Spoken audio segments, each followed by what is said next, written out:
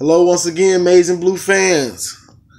As always, like, share, subscribe to my page, and let's just get into it. What happened at the Outback Bowl, Michigan versus South Carolina? It was 19. The game ended up being 19-26, but it's the way Michigan kind of collapsed in the second half that I want to talk about and get into.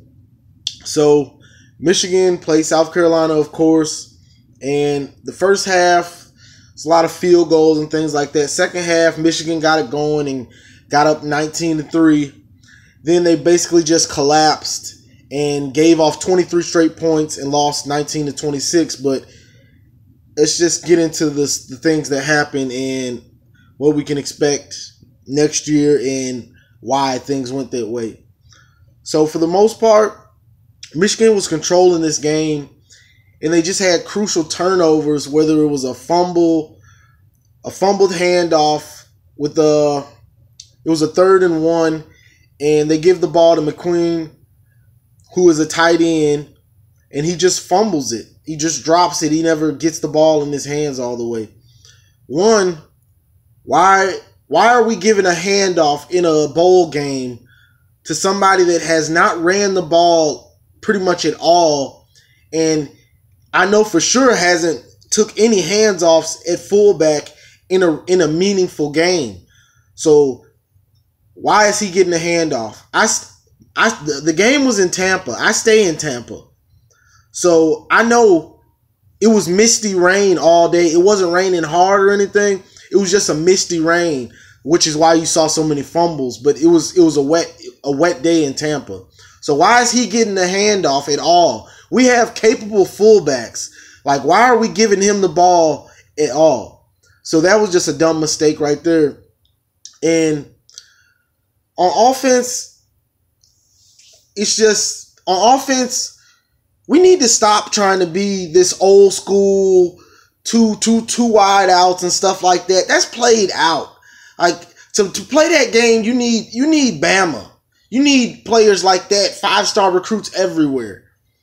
Like, even Bama doesn't just try to play that type of game. Spread the ball out, and I don't just mean 3 wide receiver sets bunched up. Get that basic offense out of here. I'm talking about four wide outs, maybe a running back, or 5 wide. Spread the field, see the mismatches, and go to them. It's so simple that I'm not going to get too deep into it, because 9 times out of 10, we're going to have a new offensive coordinator that knows what he's doing. Because we lost our offensive coordinator. He went to UCLA, and it's been downhill ever since. Like, you have to get in 4 and 5 wides. It's so simple. Get in these sets and get the matchups, wide receivers against safeties and stuff like that. So that's the biggest thing. And What was just crucial to me was the 3rd down, because I had to work today, so I had to watch the game. I just rewatched the game. So third and 4th down on maybe our last drive to try to make something happen. It's 19-26. Okay, 1st down, we got a completion to Donovan Peoples-Jones. So we're 2nd and 1. 2nd down. Peters runs the ball and gets right back to the line. Okay, 3rd down. I'm watching this. 3rd down, we try to run some slants, like some 5-yard slants. But I'm looking at the defense, and the corners are 10 and 8 yards off. Now, anybody that's watched Michigan knows we run screens all day, wide receiver screens all day. So instead of even trying that, throw it out to the wide receiver on a quick screen. The corners are 8 and 10 yards off. That's an easy 1st down, because they're trying to make sure nothing gets deep or anything like that, because we have to drive almost the whole field. So 3rd down, it gets batted down. 4th down, it's the same type of situation. The corners are 8 and 10 yards off. Instead of just throwing a quick little screen and getting the 1 yard we need, all we need is 1 yard for the 1st down. Peters Peters throws like a 15-yard comeback, and he gets intercepted. And it's just like this basic play calling, like, and it's just dumb play calling. Like, know the situation, see the defense, and if Peters can't call all audibles, he doesn't know the offense. The offensive coordinator or Harbaugh needs to see this and then be in his ear, because these guys have mics in their helmets. They can get adjustments on the field. So make those play calls for him and get it done. Like, what are you doing? Like, it's so simple. These dudes are 8 and 10 yards off the ball. Throw a quick screen and let's get that first down and let's go. But it's not happening. And another thing I want to go talk about is it's just a lack of leadership. Like, there's just no leadership on our team right now. And yes, we do have a young team, and most of the leaders that have been there, that are seniors on this team, were like offensive linemen and defensive linemen. It's hard for them to lead because all they're doing is blocking and rushing the passer. Like, we need leaders at skill positions. Like, a middle linebacker is a good leader on defense, or a safety. Like, those are the leaders because they call the plays. But like, I can't even get on them for that. But on offense, we have no leadership. There's no leadership on the offense, and that comes from a quarterback. So that just lets you know we haven't had a quarterback all year that's a leader. Like, Wilton Spate took 4 steps back. John O'Corn, he just couldn't get it together. And Brandon Peters, he's so young. But you can be a leader. Like, leadership isn't taught. It's just something you have. Like, it's an it factor. And I don't know. He looked good against Wisconsin when he was in there, but I don't know if he's still trying to get back or what. But he had a month to prepare, so it's like he just looked bad this game. Like, Peters, if this was a game for Peters to win the job, he did not win it. Like, Shea Patterson is going to be the starter. If he's eligible, you can guarantee that he's going to be the starter, because dude can do everything. But now I want to just talk about the defense real quick. The defense, one, we need to stop that Viper and blitzing from the Viper side and all that. Sometimes you just need to be in a man defense and not blitz. Like, just being a man. Being a man defense, two safeties back. And the reason I say 2 safeties back, our safeties aren't good enough to be in a one deep. They're not good enough. So we need 2 safeties back so each one of them has a side of the field. Because with one of them back, and it's a crucial play I want to talk about, it was when South Carolina went up 23, when they went up 23-19 and they scored that touchdown. It was I'm not sure the down, it really doesn't matter, but it was a 4-wide set with a running back, and we had a 1 deep safety. Cannell was on the guy that scored the touchdown, and he just got torched with an in and out move, and he just got torched. And now you can get beat as a safety, but the other safety should be there. And I had to watch the play like 2-3 times over because they didn't give you a wide enough angle. Metellus was deep. He was nowhere to be found. You're the deep safety, which means you're the last line of defense. He was nowhere to be found. Like, you should be deep, because you're the only safety back there. Like, he was nowhere to be found. And that's the thing about the defense. The defense is good. Like, our defense is good. Front 7, corners. Our safeties are bad. Our safeties are not good. And that goes for everyone that gets into the game at safety, which is Metellus, Cannell, and this, I'm not sure his first name, Ramonte Woods. I just know it's Woods. He gets in at safety, and he's horrible. He comes up, and anytime he comes up and tries to make a tackle, it's not going to happen. he missed a tackle earlier on a running back that when they scored a touchdown because Metellus made a bonehead personal foul play, and then he gets taken out the game. Woods comes in the game and blows a tackle. I'm talking about straight whiffs. And every time I've seen him get in the game, he's done that. He straight whiffed on tackles. Like, I don't know if he was a corner or what, and they just try to move him to safety, but he's garbage. Like, unless he makes a big improvement, he's garbage. Like, all our safeties, all three of them, they're garbage. Like, you'll see Cannell and Metellus come up and make a hit every now and then sometimes. But the thing about our defense is we play the a blitzing Viper scheme. And they're in man coverage a lot of the time. One-on-one. They're not good enough for that. Like, and it only takes a certain amount of time before a team that knows how to make adjustments will realize that and expose them for what they are is trash. Like, they're trash. I'm sorry to talk about and don't say that I'm saying they're a trash person or anything like that. I'm just critiquing their play. So don't give me the comments of, oh, these are people's sons and they're just kids. I'm talking about them on that field, and that's it. When I played on the field, if somebody wants to say I was trash because I'm out there playing trash, that's just what it is. If you playing bad, you playing bad. Bad is garbage, trash, doo-doo, whatever you want to call it. That's what it is. So, but all our safeties, they're bad. And that has to be, like, we need leadership from the safety position. We haven't had a difference maker at safety in a long time. Like, it's been a long time since we've had a real difference maker at safety. And that needs to be, we need to fix that. Like, I don't know what it is, but that needs to be done.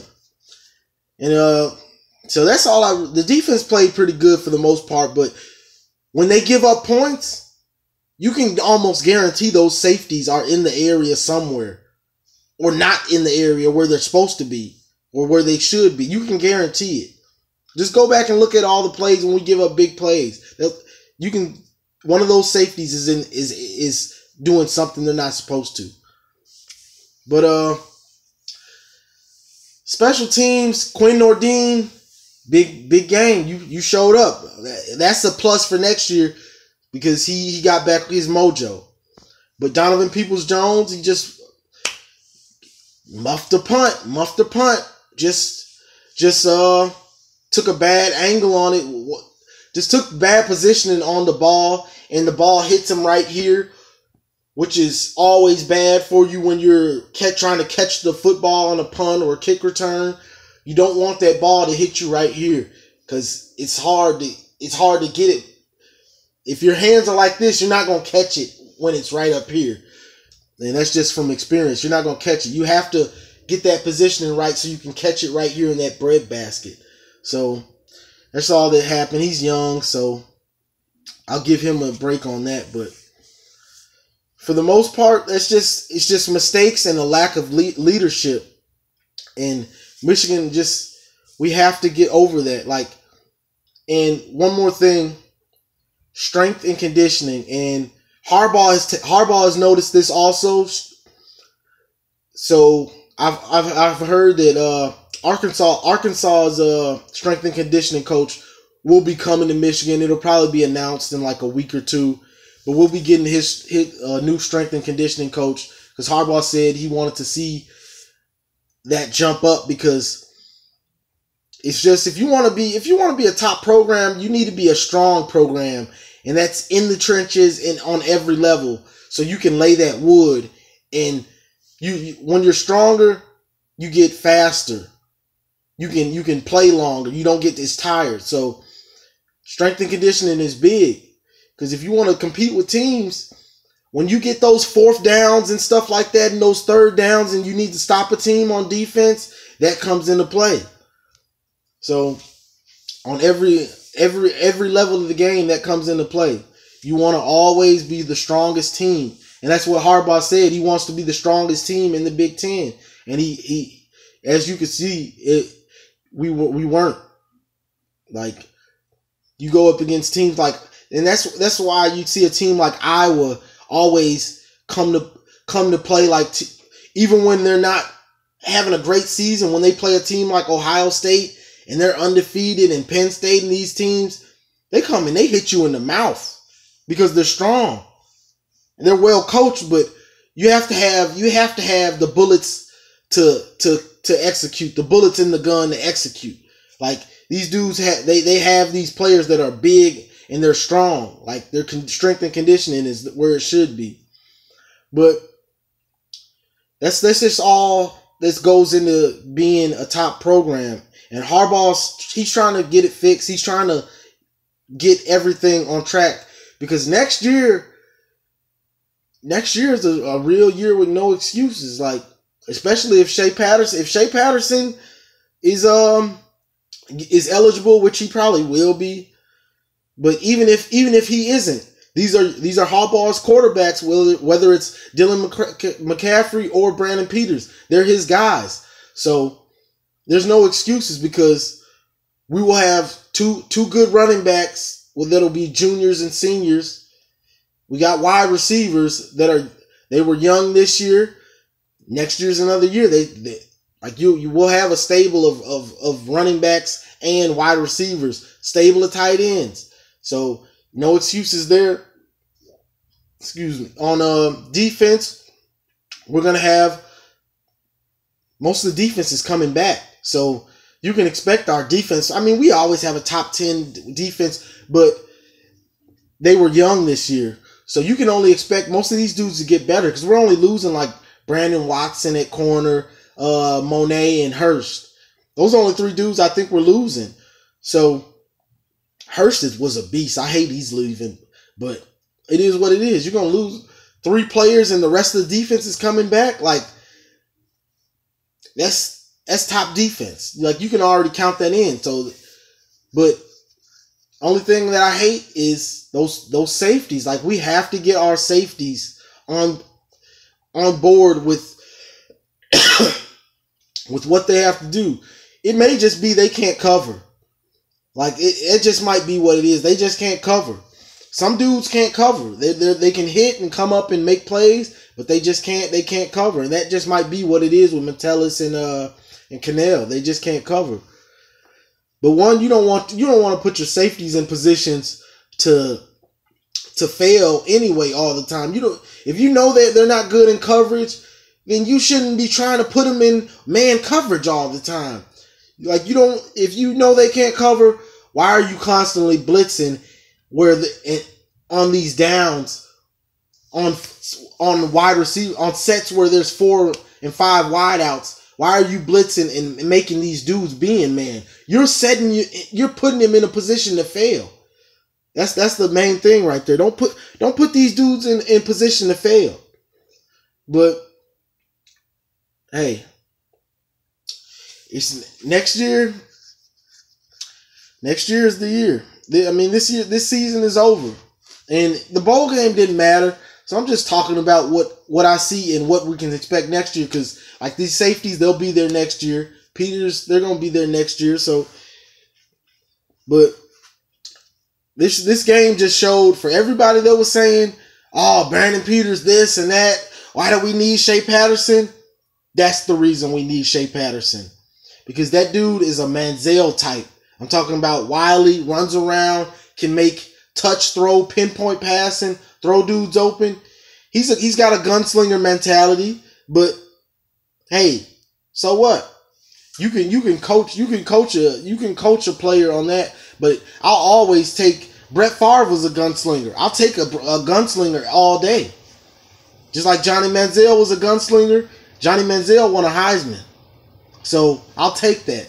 Like he's not as quite as fast as Manziel, but he's that type of player. Like, he's gonna put up some touchdowns. So that's why when it said he was coming, that's why I said we need him and we want him, and he will be the starter, because he's on another level than the quarterbacks we have on our team. Besides McCaffrey, because I can't say what he has because I haven't seen him play because he redshirted. But it's just what I saw today, and what to expect for next year. It's going to be a long off season. We'll see what different hires we get on offensive coordinator and things like that. But as always, go blue.